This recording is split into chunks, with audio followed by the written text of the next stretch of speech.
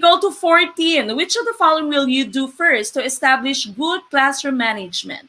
Discuss the required rules for proper class behavior. Discuss the work plan for the year. Prepare a seat plan. Train the class in the distribution of materials. Okay, number 14. Ano yung gagawin mo? Sabi dito, which will you do first to establish good classroom management? Okay, a lot of you are answering letter A.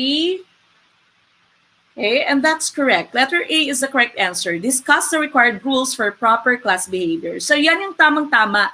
Yung pinakaunang dapat yung gawin para magkaroon kayo ng good classroom management.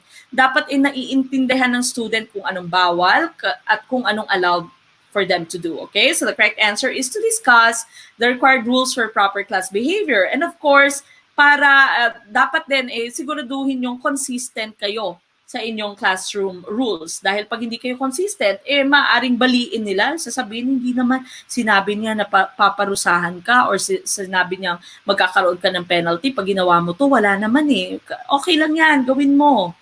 Okay? So, ganun din tayo dapat. Kahit sa inyong mga, sa inyong bahay, sa mga anak nyo, dapat maging consistent kayo sa rules nyo. Kahit sa inyong boyfriend, girlfriend, dapat maging consistent kayo sa rules nyo. Okay? Para hindi sila namimihasa. Alright, so letter A is the correct answer. Pag sinabi mong pag ginawa mo to, makikipaghiwalay ako sa'yo, gawin mo. Hindi yung binola-bola ka lang, go pa rin. Kayo pa rin. Alright, so letter A is the correct answer for number 14. Alright, last one. Number 15. The educational implementation of research findings relative to the ability of dull learners and bright learners to organize and generalize is for the teacher. To make the bright learners guide the dull ones in learning to generalize. Letter B, to make the bright learners generalize and the dull ones to memorize. Letter C, to give the dull learners more concrete experiences to serve as a basis for generalizing. Or letter D, to give the dull learners remediation and the bright learners enhancement. Okay, sabi ni Ma'am Camille, marupok ka pag ganon. Sana all may jowa. Available pa si Ma'am Rafaela. Sabi ni Sir Morse, feeling ko mas madali ang Prof Ed kaysa sa Gen Ed. Yes. Sa akin din, para sa akin, mas madali yung Prof Ed kaysa sa Gen Ed. Yung Gen Ed kasi kung saan-saan kinukuha.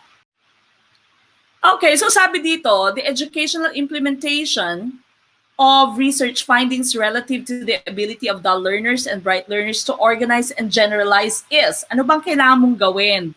Pag yung mga dull learners mo nahihirapan, yung mga bright learners mo naman, of course, bright learners sila, no? Mabilis silang, fast learners sila, mabilis silang matuto. Okay. Is it letter A, to make the bright learners guide the dull ones in learning to generalize? Make the bright learners generalize and the dull ones to memorize? Letter C, to give the dull learners more concrete experiences. Yung letter C mo kasi, marami sa inyo nag-choose ng letter C. Yung letter C mo, tama naman siya. Kaya lang yung focus mo lang dito, dull learners. Hindi naman maaari na yung dull learners lamang yung focus mo. Kahit na sila nga yung mas nangangailangan. Dapat maging pantay-pantay pa rin yung attention mo sa iyong mga estudyante.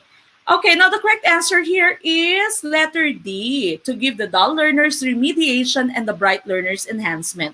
Pareho silang inalagaan mo, pareho silang binigyan mo ng atensyon. Iba lamang yung tawag natin. Pareho din po itong scaffolds, pareho itong help.